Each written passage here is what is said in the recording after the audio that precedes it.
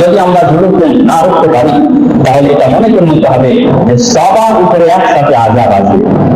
আও লা ইউসাল্লাতাল্লাহু আলাইকুম সিরারাকুম, যদি তোমরা এটা না করো, অর্থাৎ তোমার সামনে কেউ অন্যায় করছে, অন্যায় হচ্ছে, আর তোমরা নিষেধ করছো না, তাহলে কি হবে?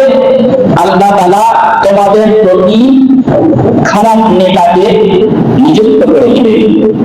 আল্লাহ ইয়াস্তামিলাল্লাহু আলাইকুম সুলতানান জালিমা, নচেৎ আল্লাহ তাআলা তোমাদের প্রতি জালিম বাদশা নিযুক্ত করে দিবে।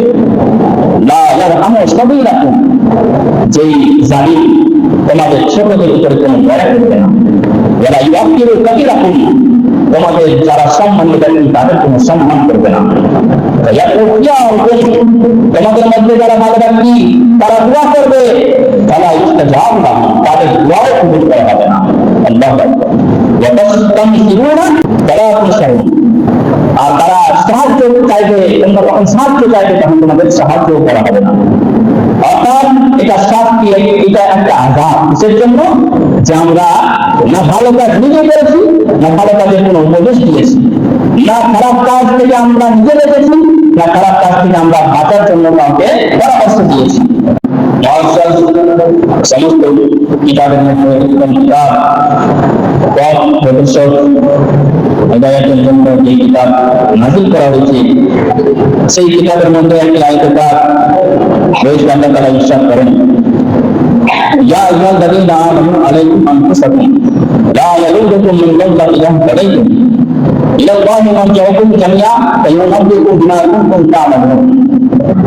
হে ঈমানদার গণেরা, তোমরা নিজের দিকে চেয়ে দেখো, নিজের হেফাজত করো।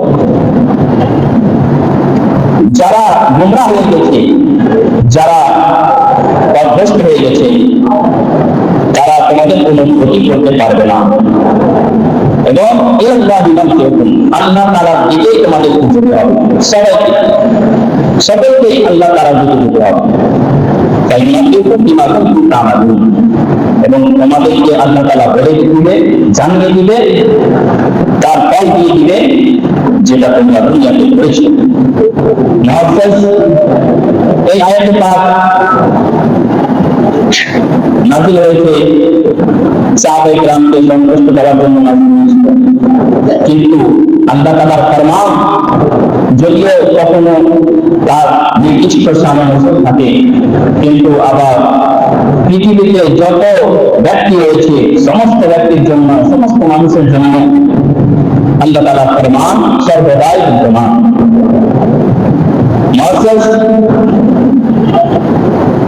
আমরা কখনো কখনো নিজের ফরজ আদায় করি, যেমন নামাজ ফরজ করা হয়েছে সকলের উপরে, সকল বাড়ির উপরে।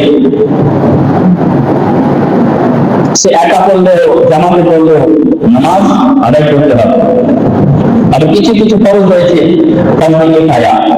কিফায়া, যেমন কেউ মৃত্যুবরণ করলো, জানাজার নামাজ ফরজ কিফায়া, অর্থাৎ তার জানাজা পড়ে নেওয়া হলো, কয়েকজন পড়ে নিল, তো সবার ফরজ আদায় হয়ে যাবে, এতে কোনো কারোর গুনাহ হবে না। আল্লাহ তাআলা আমাদেরকে যে বিধান দিয়েছেন আমাদের ভালোর জন্য, আমাদের কল্যাণের জন্য। আল্লাহ তাআলা আমাদেরকে শরীরের মধ্যে যেমন দিয়েছেন চোখ, নাক, মুখ ইত্যাদি,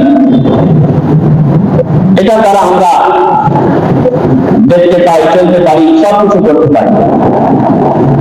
আমাদেরকে স্মরণ রাখতে হবে যে এই নিয়ামতগুলি আমার প্রতি আমানত হিসাবে রাখা হয়েছে। আল্লাহ তাআলার উপদেশের উপরে, আদেশের উপরে, নির্দেশনার উপরে আমাদেরকে এই অনুভূতি ব্যবহার করতে হবে, আমানতগুলি ব্যবহার করতে হবে। আল্লাহ তাআলা বিধান দিয়ে দিয়েছেন, সেই বিধান মোতাবেক যদি আমরা আজকে চলি, তাহলে আজকে আমরাও কোন দিক দিয়ে ক্ষতিগ্রস্ত হবে না। যদিও বালা মুসিবত আসে, ঝড় তুফান আসে, আর এটা স্বাভাবিক। আমাদের গ্রামদের উপরে মুসিবত এসেছে, সাহাবায়ে কিরামের উপরে মুসিবত এসেছে, আল্লাহ ওয়ালাদের উপরে পরেশানি আসে, মুসিবত আসে, কিন্তু সেই মুসিবতের কারণে নাফরমানি করেন না। সেই মুসিবতের কারণে তারা ইবাদত থেকে পিছিয়ে যায় না, তারা হতাশা হয়ে যায় না, বরং ধৈর্য ধরে, একে অপরকে সহযোগিতা করে আল্লাহ তাআলার রাস্তায় অটল থাকার জন্য।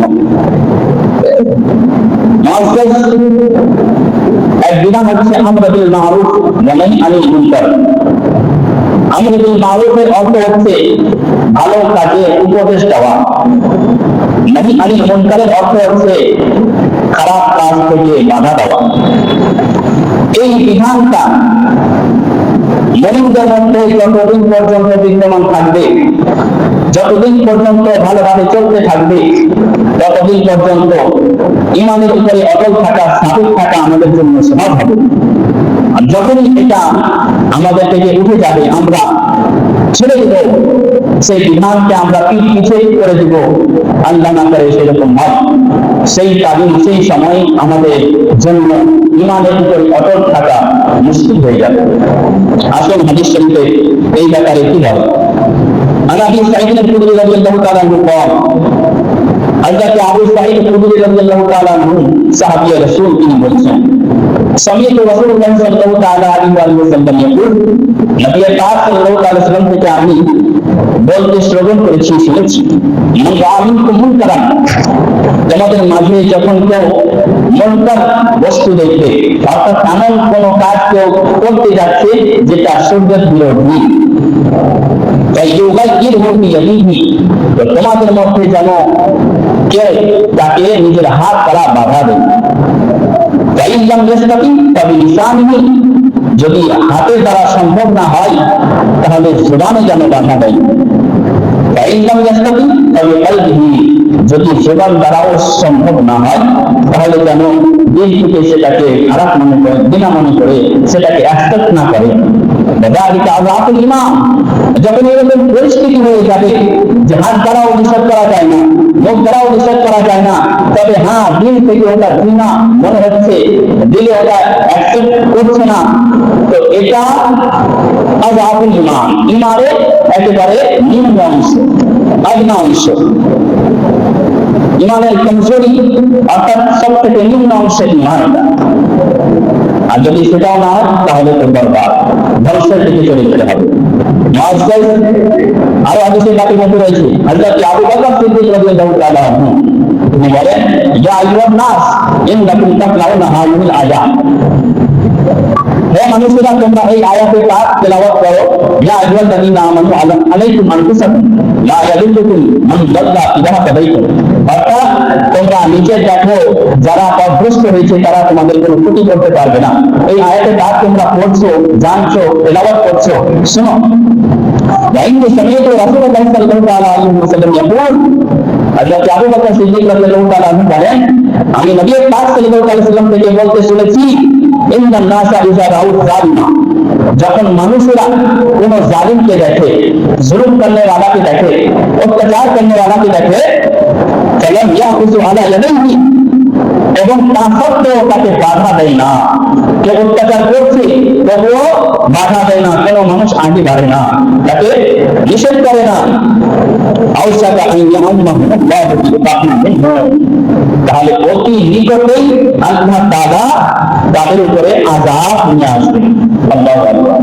এই হাদিসের দ্বারা আমরা বুঝতে পারছি, যখন আমাদের মধ্যে এতটা শক্তি থাকবে না, সে যে কারণে হোক না কেন, ভয় হোক বা কোন রকমের যে কারণে হোক না কেন, যদি আমরা অত্যাচারকে না উঠতে পারি, যদি আমরা জুলুমকে না উঠতে পারি, তাহলে এটা মনে করে নিতে হবে যে সবার উপরে একসাথে আযাব আসবে। আল্লাহু আকবার। হযরত আবু বকর সিদ্দিক রাদিয়াল্লাহু তাআলা আনহু বললেন, তিনি আরো বলেন, ইয়া আইয়ুহান নাস লা তাকতাদু বিকাউলিল্লাহি তাআলা আলাইকুম আনফুসাকুম, আল্লাহ তাআলা যে বলেছেন আলাইকুম আনফুসাকুম, নিজে নিজে থাকো। এটা দেখে আবার কেউ কেউ বলে, আলাইয়া নাফসি, আমি নিজে দেখবো, ওয়াল্লাহি লা তা'মুরুনা বিল মা'রুফ, হযরত আবু বকর সিদ্দিক রাদিয়াল্লাহু তাআলা আনহু বলেন, নিজে তো দেখতে হবে, তবে শোনো, আমর বিল মা'রুফের উপরে আমল করতে হবে, তোমরা ভালো কাজের উপদেশ দিয়ে থাকো, ওয়া ওয়ালা তানহাউনা আনিল মুনকার, এবং খারাপ কাজ থেকে বিরত থাকার জন্য চেষ্টা করো, বাধা দেওয়ার জন্য চেষ্টা করতে থাকো। আও লা ইউসাল্লাতাল্লাহু আলাইকুম শিরারাকুম, যদি তোমরা এটা না করো, অর্থাৎ তোমার সামনে কেউ অন্যায় করছে, অন্যায় হচ্ছে, আর তোমরা নিষেধ করছো না, তাহলে কি হবে? আল্লাহ তাআলা তোমাদের প্রতি খারাপ নেতাকে নিযুক্ত করে দিবে। তোমাদের মধ্যে যে নিকৃষ্ট ব্যক্তি, কঠিন খারাপ ব্যক্তি, তাকে নিযুক্ত করে দিবে তোমাদের উপরে। তখন কি হবে? তখন তোমাদের মধ্যে যারা ভালো ব্যক্তি রয়েছে, তারা যখন দোয়া করবে, তো তার দোয়াও আর গ্রহণযোগ্য হবে না, তাদের দোয়াও আর কবুল করা হবে না।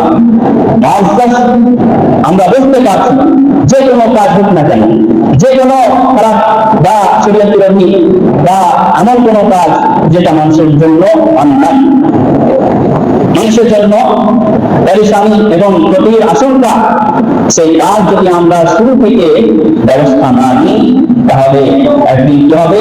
সেটা আস্তে আস্তে বড় হয়ে এমন একটা সংকট আসবে, এমন একটা সময় আসবে, যে সময়ে যে আমরা শুধু দোয়াই করবো, তাছাড়া আর কিছু করতে পারবো না।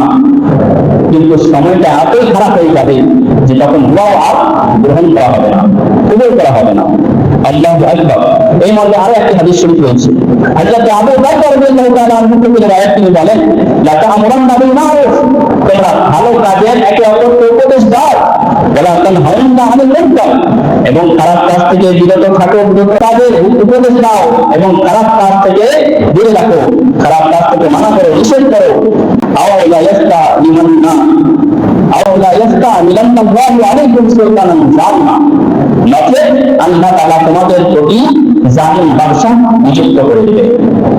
লা ইয়ারহামু সাবিলাকুম, যেই জালিম তোমাদের ছোটদের উপরে কোনো দয়া করবে না। ওয়ালা ইউআক্কিরু কাবীরাকুম, তোমাদের যারা সম্মানিত ব্যক্তি তাদের কোনো সম্মান করবে না। তোমাদের মধ্যে যারা ভালো ব্যক্তি, তারা দোয়া করবে, তারা ইস্তেজাব লাহুম, তাদের দোয়াও কবুল করা হবে না। আল্লাহু আকবার। ওয়াতাস্তানসিরুনা তারা তুনসারুন, আর তারা সাহায্য চাইবে, তোমরা যখন সাহায্য চাইবে তখন তোমাদের সাহায্য করা হবে না। অর্থাৎ এটা শাস্তি, এটা একটা আযাব। কিসের জন্য? যে আমরা না ভালো কাজ নিজে করেছি, না ভালো কাজের কোনো উপদেশ দিয়েছি, না খারাপ কাজ থেকে আমরা নিজে রেখেছি, না খারাপ কাজ থেকে আমরা বাঁচার জন্য কাউকে পরামর্শ দিয়েছি। যখন এইরকম পরিস্থিতি হয়ে যাবে, তখন কিন্তু জালিম বাদশা নিযুক্ত হবে, তখন সে নিজের ইচ্ছা মতো জুলুম যারা অত্যাচার করবে, তখন আমাদের দোয়া আর কাজ করবে না। আল্লাহু আকবার। এইরকম সম্পর্ক থেকে যেন আমরা বেঁচে থাকি, আল্লাহ তাআলা বাঁচিয়ে রাখেন। মাউসরাস একটি শেষ সময়ে যে হাদিসগুলি আমরা শুনছি, একবার মিলিয়ে দেখুন। নবী পাক সাল্লাল্লাহু আলাইহি ওয়াসাল্লাম সেই জীবন তারা বলে দিয়েছিলেন প্রায় 1450 বছর আগে।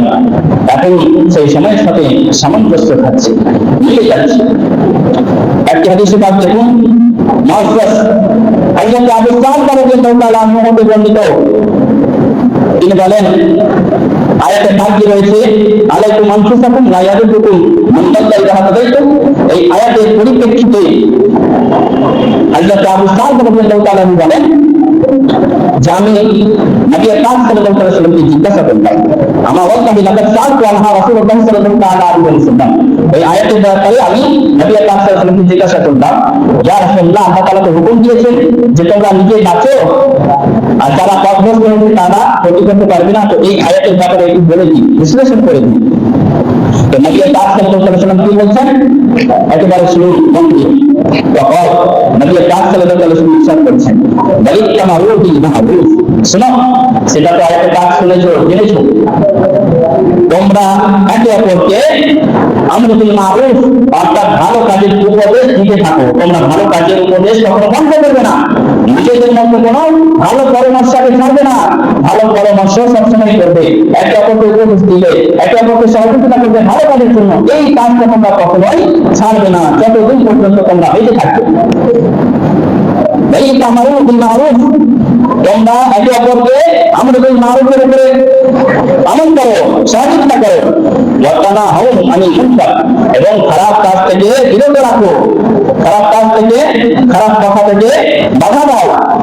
হাত্তা ইযা রাআইতা শুবহান মুতাহান, শোনো, এইরকম তোমরা করতে থাকবে, কিন্তু এমন একটা সময় আসবে শুবহান মুতাহান, তখন মানুষের মধ্যে বোকালাকি হয়ে যাবে, কনফিউজ হয়ে যাবে, কিভাবে হয়ে যাবে মানুষ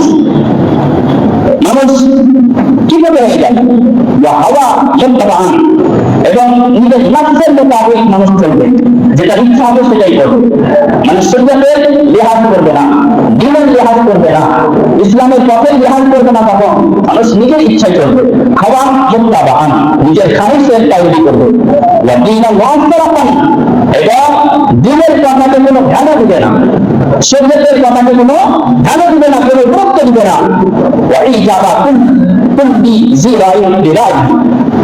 এবং মানুষের মধ্যে যেটা চিন্তা আসবে সেটা মনে করবে এটাই best of all, better of all, আমার চিন্তাটাই সব থেকে বেস্ট, আমার ভাবনাটাই সব থেকে উত্তম, যদিও তার ভাবনা শরীয়ত বিরোধী হোক না কেন, মানুষ নিজের চিন্তাকে মনে করবে আমার চিন্তাটাই সব থেকে উত্তম, আমার ভাবনাটাই, আমার সোচটাই সব থেকে উত্তম।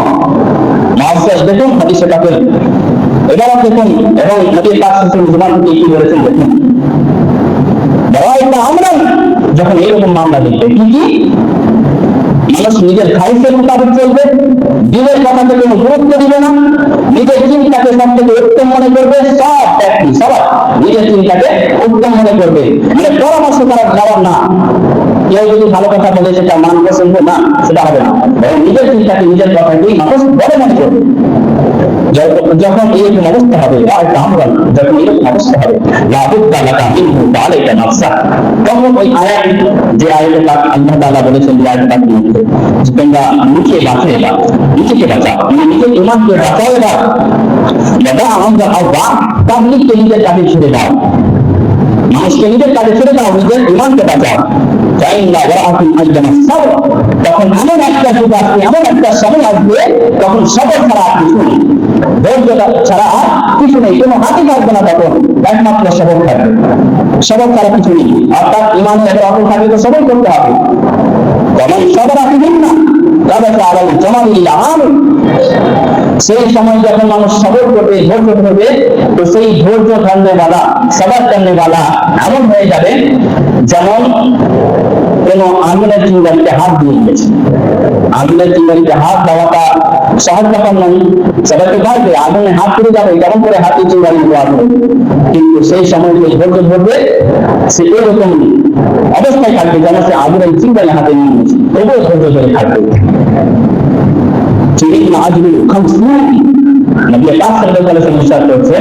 তখন ওই ধৈর্যধারী ব্যক্তির স্বভাব কতটা জানো?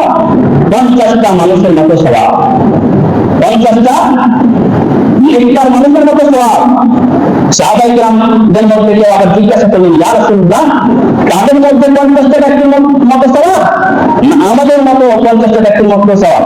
ভেবে দেখছেন, আগে সাহাবায়ে কেরামদের মতো কেউ আমল করতে পারবে, এখন পারবে না, তাদের মতো ভালো হতে পারবে না। নবী পাক সাল্লাল্লাহু আলাইহি ওয়াসাল্লাম যখন জিজ্ঞাসা করা হলো, ইয়া রাসূলুল্লাহ, তাদের মধ্যে কি 50টা ব্যক্তির মতো স্বভাব পাবে? বাবা নবী পাক সাল্লাল্লাহু আলাইহি ওয়াসাল্লাম ইরশাদ করলেন, আজরু 50 মিনকুম সালাম, সেই অবস্থায় সেই ধৈর্যধারী সবরকারী ব্যক্তি তোমাদের মতো 50টা ব্যক্তির মতো স্বভাব পাবে। সুবহানাল্লাহ। যত আমল নেই করুক না কেন, কেউ তো সাহাবায়ে কেরামদের মতো হতে পারবে না, কিন্তু সওয়াবটা কতটা পাবে? তাদের মতো 50টা ব্যক্তির সওয়াব, সেই আমল করতে পারা, অর্থাৎ 50 গুণ বেশি সওয়াব পাবে। এখান থেকে আমরা কি বুঝতে পারলাম? যে আমর বিল মারুফ, একে অপরের সাথে ভালো পরামর্শ, এটা খুব একেবারে অটল বিধান আমাদের মধ্যে হওয়া উচিত। যখন আমরা দেখবো যে না এটা চলে না, তখন কিন্তু নিজের ইমান বাঁচাতে হবে, তখন আগুনের চিংড়ি হাতে নেওয়ার মতো অবস্থা হবে। আল্লাহ তাআলা আমাদের সকলকে এরকম সচেতন অবস্থা থেকে বাঁচিয়ে রাখেন, ইমানের উপরে চলা আমাদের জন্য সহজ করে দেন, নেক আমল করা আমাদের জন্য সহজ করে দেন, এবং মধ্যে দমদাক আল্লাহ তাআলা নিজের কাজে ব্যস্ত রাখেন, নিজের ইবাদতে ব্যস্ত রাখেন, আমাদের সকলকে ন্যায় বানিয়ে দেন, ইমানের সহিত যেন আমরা মৃত্যুবরণ করতে পারি, নবী পাক সাল্লাল্লাহু আলাইহি ওয়াসাল্লামের জিয়ারত করতে করতে যেন আমরা থাকতে পারি। সকলের বলুন আমিন সুমা আমিন। ওয়া মা আলাইনা ইল্লাল বালাগ। আসসালামু আলাইকুম ওয়া রাহমাতুল্লাহ।